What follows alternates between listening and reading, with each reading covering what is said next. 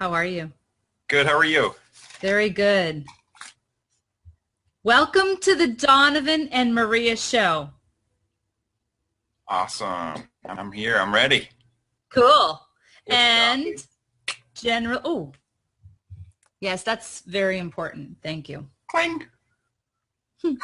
Clink. Love it. So, as a general, we are still talking about acute self-awareness.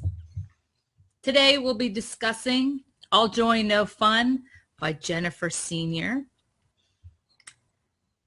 There's a longer title, actually. It's something about the challenges or the paradox of modern parenting. Mm. How about it? Let's go for it. So, Yeah. this is a book you've read. I haven't read it, so thanks for sharing. And I'm gonna roll with your lead today. Sounds like a Cool. great Yeah, title, this will be though. fun. Yes. And actually, as see, I'm trying to do too many things here at once, but anyways, let's just hit that button and see what happens. Okay, so I did some notes and I stuck mostly to the introduction for my notes. Now I read this, and I don't read, not all of my books. Some of my books I do, but most of my books I do Audible, so I listen to them. Okay. Which kind of makes it interesting whenever you really want those detailed notes. I have to go back and I have to listen to it over and over again. So I did stick to the introduction was just jam-packed with awesomeness. It really was a lot of amazing research. There's 3 things that she points out just in the introduction about what has really highlighted the big difference in parenting over the last 100 years, let's say, even if we can just stick to a small time frame, right? But at the end, I will point out, I need to find it now. I knew this was going to happen. Donovan. Yeah. So I've what been I'm cramped. talking about Inside Out, and one of the main characters is Joy in there. So I like that we're kind of spinning right off of that and keeping like a close connection to what we last talked about. Right. So the author, she does talk about why she wrote the book, right? Which is interesting because I'm thinking about writing a book myself and narrowing down not only the topic, but what you want people to get out of the book, I think is really important. So she says that her sincere hope is that parents read this book to better understand themselves. How perfect for acute sense self-awareness, right? That is perfect. I like it. That's definitely the first thing I approach with parents. Yeah. And I don't remember, like I re-listened to this part. I actually don't remember her mentioning that. So it's interesting to me. So by extension, she says, be easier on themselves, but she does make no promises to have any usable child rearing advice, which is kind of funny. I mean, she is kind of funny. I enjoyed it immensely. And that's what I walked away with as well, and why I wanted to share the book is because for me, I had this huge stress relief taken off of my shoulders. It was like, this whole parenting, although very, very specific and personal and, precious as it is to me, in my unique me and my daughter, there's kind of a bigger picture here. Parenting has been happening for obviously forever, right? Way longer than we can even really almost talk about, certainly. Parenting, But yeah, probably since the first kid. yeah, I know that did hit me, right? I'm So, well, right, but back in the day, I mean, they didn't have the word for it, right? right. So that would be interesting. I did see somewhat recently a movie on Netflix about teenagers. And at some point in time, that word didn't even exist. And now, and not so, far away, it was kind of like this tribe of people, or this whatever, right? And now we not only talk about teenagers, but there's tweens. So even tween, that word didn't always exist. It just recently came around because there's a phenomenon happening. It's a group of people. So she does highlight 3 things. And she talks about, let's see how the words that she uses, 3 developments that have complemented more than most other generations. So, and I think she kind of takes a landmark in time at World War II. Quite the pivotal time. Who knew? Right? Yeah. So a couple things happen around that time frame. One, I guess, well, for me, I kind of added my own spin, was that was a time when women really had to go into the workforce in a whole different way, or in a whole new way, really. Right? So the 3 things that have complicated the parenting perspective, I guess, is number 1, that we have choice. Planned Parenthood, even then, back in the generations, my parents, I guess to some extent there must have been some sort of planning. I do remember, after my sister, after 4 kids, it was kind of like, you know what? This is enough. Right? Yeah. But Planned Parenthood, how about it these days? It's different. And only in the past couple generations. There was I think in Freakonomics, or Super Freakonomics, in that book they talked about how that made a difference in the crime rate. So when there were less young kids having their own kids as single parents, and they looked at the data, there was like a pretty sudden drop in crime, and that's, I guess, what they correlated it to in that book.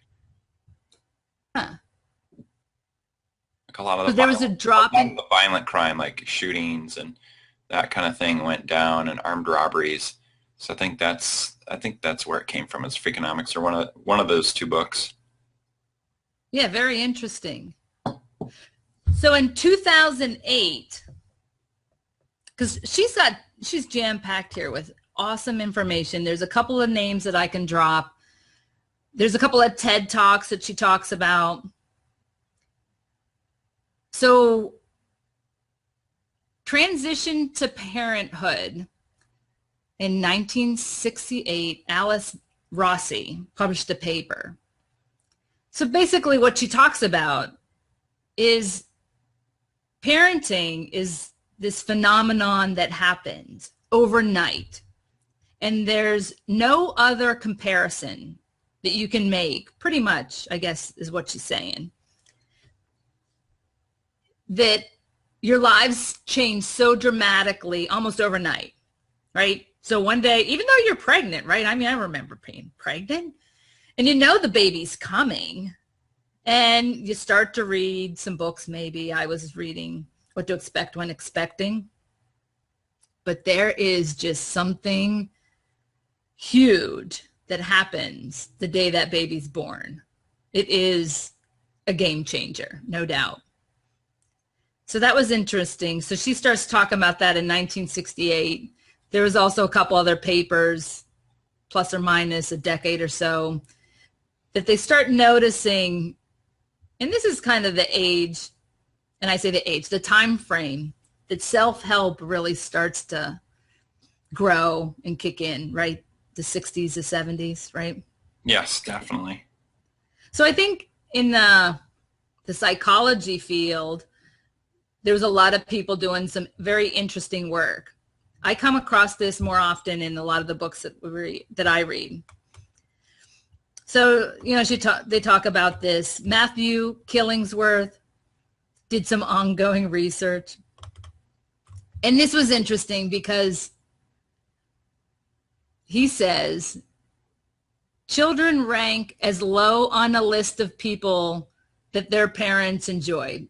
So his research talks about, and they must do some kind of, however they did the research.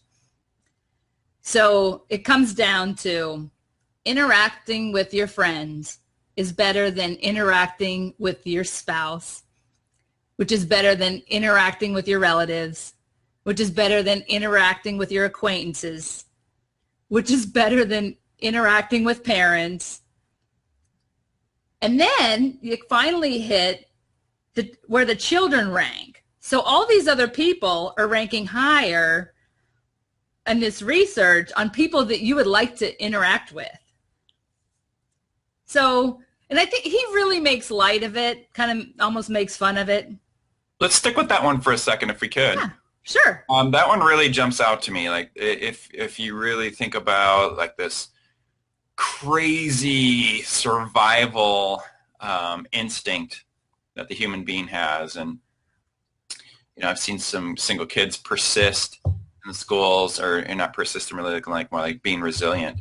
So this resiliency is amazing in kids, and there's a lot of rebelliousness, I think, in the 60s too. So you're looking at the self-help, but you're also looking at, that was a time when there was a lot of rebelliousness. So with this idea, like that's the worst relationship, that's like incredible. How could that possibly be? And man, no wonder the human being needs the survival instinct if they're going to be like kicked to the bottom of the totem pole from the early ages. Right. So there's another one she points out. Daniel Kahneman studied 999 working women and asked them, what gives you the most pleasure?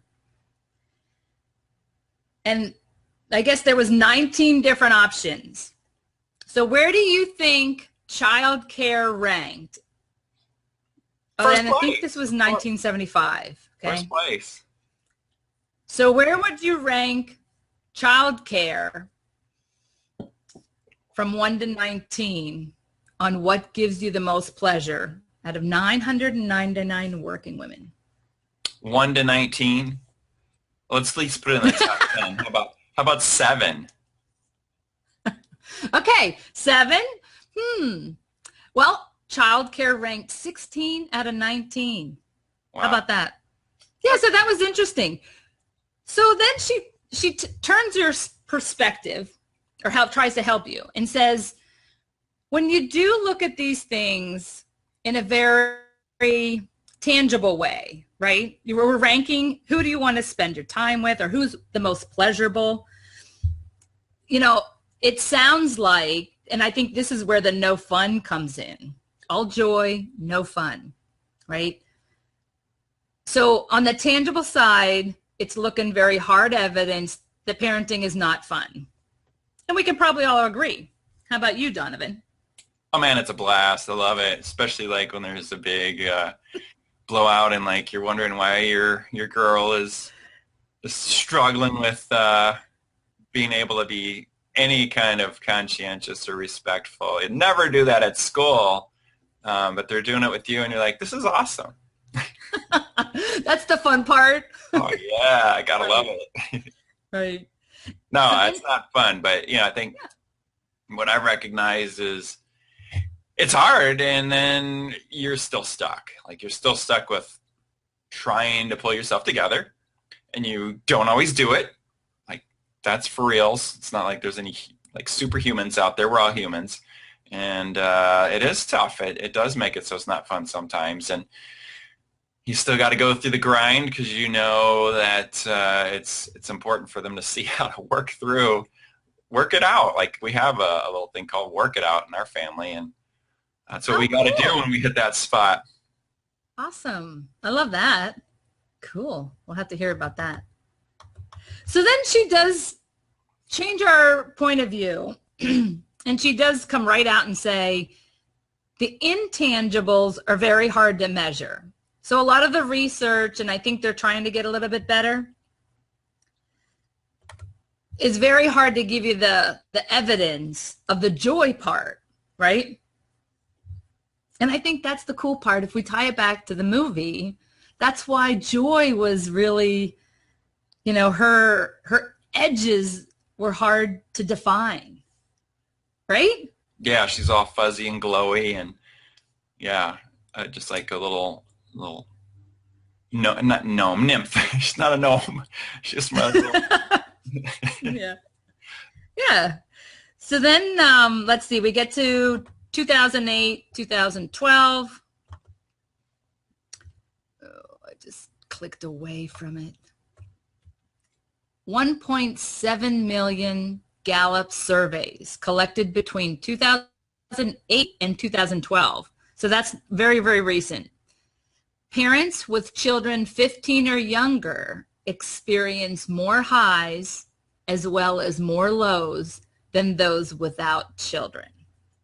How about it?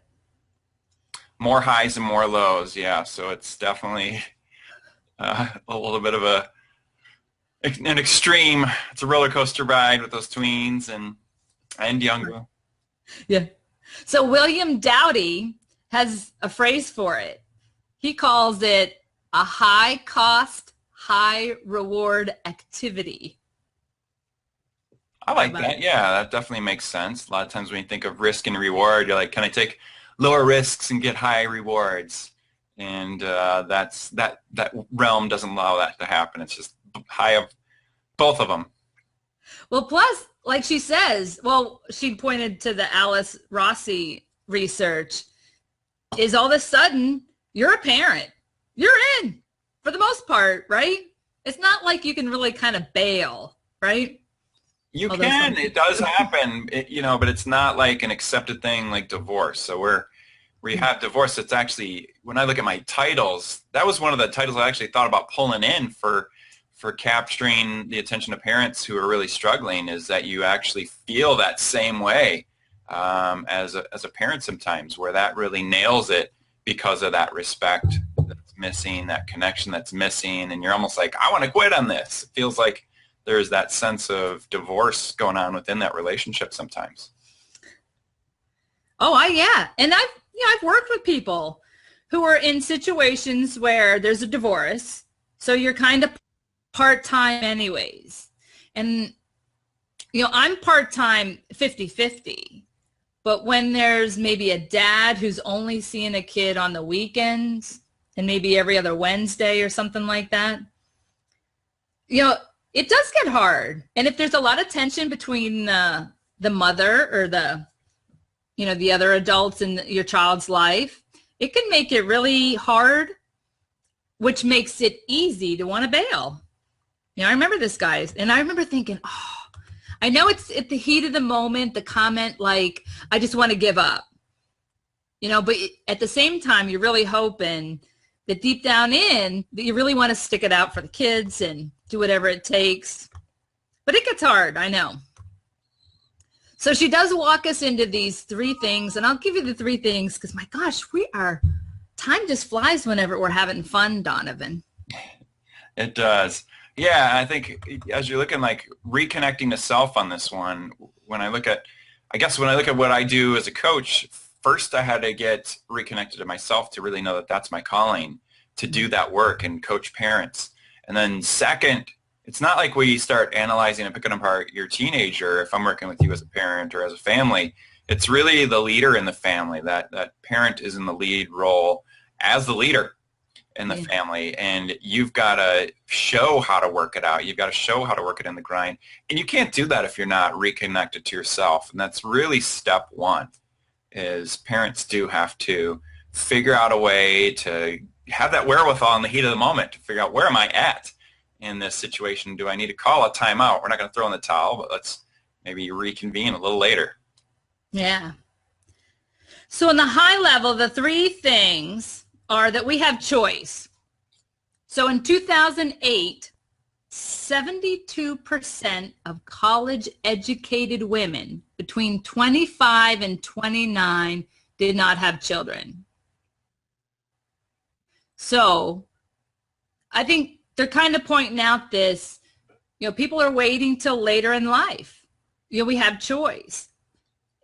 With a more educated, more women get, they also realize, that part of life comes with a choice when to have kids, right? Back in the day, who knows how long ago. That would be interesting. Back in the days where, because on the timeline, back in World War II-ish, she talks about how child labor laws were starting to get implemented, right? So the child transitions from this source of income to now a source of pleasure. We can't make our kids work anymore, although I live very close to Lancaster, PA, and the Amish, you drive by a farm down there and the kids are taking care of the kids, and they're certainly working. So child labor laws don't necessarily apply to all, but it has a huge impact on the normal population.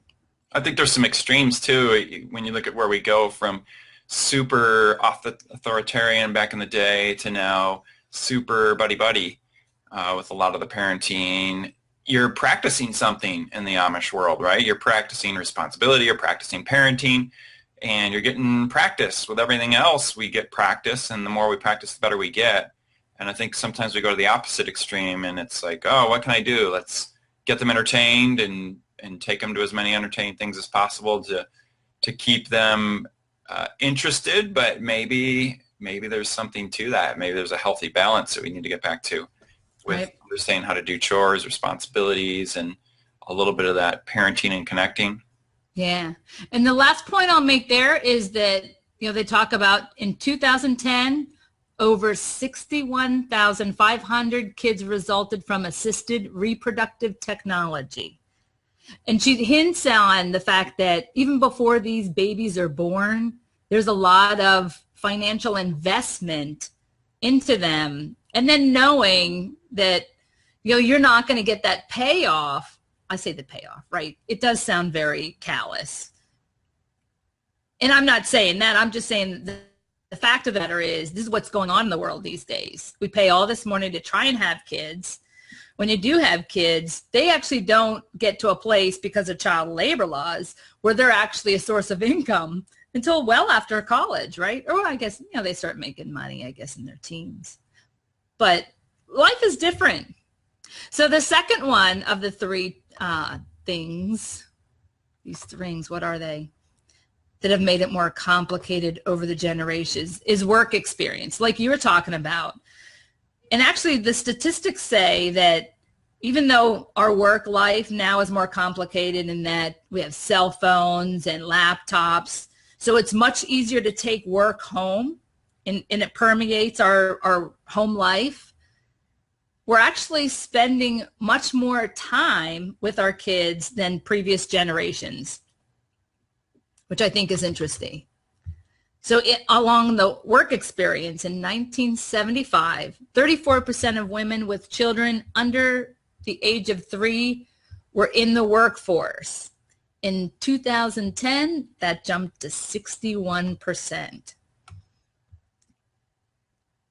And the big thing that I note out here, as she talks about, is that neither government nor private business has adapted to this reality thoroughly, right?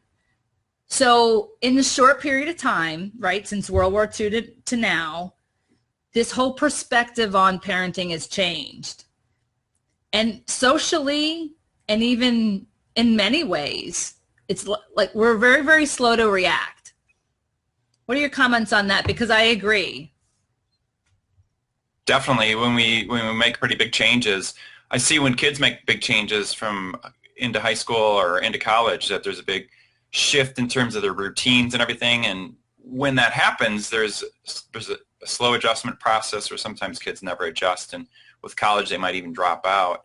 But going back to like society, I'm kind of thinking even a really good daycare, like we took our girls to a really good daycare, but our last one is awfully good at playing electronic devices for being the youngest one. And she's like, well, I played a lot in daycare. It's like, wow, that's we paid the big bucks for that. Yeah, I guess we are pretty slow to adjust, because that was one of the higher quality daycares that we had to select from. And certainly they used a chunk of their time, even within a professional setting.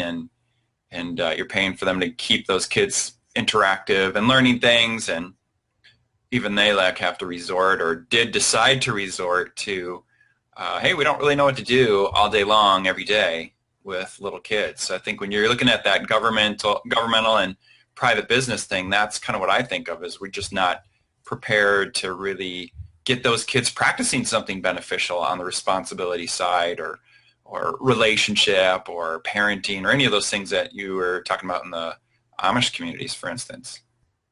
Well, exactly. So then what I find too is, we're doing a lot of work on our knowledge and perspectives on the whole parenting side, but it's complicated.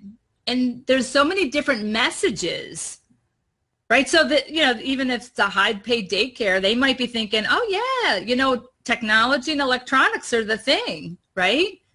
Because it's such a strong influence. Yes. So even collectively, in these communities, there's so much to choose from that it makes it hard to get on the same page and really understand, I think, what's like really good for our well-being, grounded in some research and other things. So I'll touch last on the number 3 is the wholesale transformation of the child's role within the home and within society. And I think this is, maybe I kind of spoiled it earlier. We're talking about, the change over history in child labor laws. Some of the comments here. Oh, the relationship became asymmetrical. The children stopped working and the parents worked twice as hard. And we're in the middle of that still, right? Definitely. There's still that pressure, So, great book. I would highly recommend it. And I think she does a great job then. That's a lot of the stuff from the introduction. But then the chapters really go through interviews with real parents. Very, very well done to start to understand at the various stages of different ages, basically infant through, late adolescence. What's going on? What are some of the challenges? Some of the conversations too. She really gets into these details on, during those interviews, what was happening in this home with this particular parent. I thought it was very, very well done. And like I said, I got to the end of the book and I thought, well, not only am I kind of in it with a lot of other people, I think some of these stories just need to be shared. These are the challenges that we're really going through. And just to kind of understand generationally, we're under some very unique conditions that other generations didn't have. And it's almost like coming at us harder and faster, I believe, than other generations. So we really need to pioneer a new way. Well, I'm in. Would you read the book? What do you think? Yeah, it sounds like a great book. I'll definitely get that one. One thing I do when I read books is if I don't read the whole thing, one thing I'm always looking for is to at least pull out that big nugget from the book. And there's a lot of them that are popping out after looking at this today, and my interest is piqued. I would say, and as I'm scrolling through the end of my notes, the very last chapter, what it is to feel joy, and I think that's the big part here. Is what is joy? She actually asked the question, what's the difference between happiness and joy? Which was beautiful. I Googled it, and ironically, the very first thing that came up was Danielle Laporte, and I've been actually listening to some of her information recently. She does a great job of helping us kind of unpack and tickle apart the differences. It's very, very interesting. Very cool. Yeah, I think when we talked about the movie last week, we looked at there's so many negative side or intense emotional side things, and on the positive side, there was one, just one. Right. Yeah, we need more. We need to dive into it deeper. Tickle it down, explore it, and then take it out into the world. Like, hey, what does bring me joy? At least even through just having these talks. I walk out into the world now and I'm like, hey, how can I get a little peace? How can I get a little peace here? All And right, it's almost like stopping and before we smelling end, the come up with one other positive, Maria. What's another positive you can think of out there? If there was another character in that movie, or if there's something besides joy and happiness, let's kick in with one more. What's an insight you have on another positive?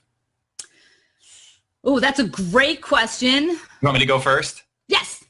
I'm going to go with that sense of ease where, and I think of this like with basketball. I was shooting the hoops the other day with Lucy, and when you're really in the zone, you have not a relaxed sense like you're going to go to sleep. It's more like just sense of flow, and you're at ease. So I'm going to go with ease to go along with joy. Oh, that was interesting because I was trying to find a word, and that's awesome. Yeah. The first one that jumped out is reconciliation. Ooh. So for me, that means starting to understand at these higher levels, the joy, right? There's a reconciliation between the good and the bad in life. Is even though sadness, is there and we want her to exist, I think at the high level, we have to reconcile in some way, how to have this balance between to live life for the greater good. That's mine. Cool. Way to pull it out on the spot. That was awesome. Thanks. So that was a jam-packed, a good half hour. What's going on? What are you going to do this week? I'm looking to kick off my parenting class. I'm really excited to get that rolling, and I'm in the process of doing a series of free webinars around that. And so I'm working with that. On the family side of things, I'm back to the day job as well. So when it comes to reconciling and balancing things, I've got more on my plate to do in that department. And we're probably going to go and check out some music today with kids. Oh, that sounds like fun. Cool. How about you? I am midway in between my 4 weeks without Anna. She did call, and it was wonderful to talk to her. I'll be seeing her next weekend. So I am getting laser focused on my top threes. Where am I going? So I've kind of narrowed some things down. I know what my big picture is. So I'm just getting very, very focused so that I can bring my A game. That's it. Well, cool, Maria. This is Donovan Dreyer signing off with GetReadyCoaching.com. And I will see you next week, Maria. All right. See you next week, Donovan. This is Maria Kauffman with Healthy Tweens. Take care. You too.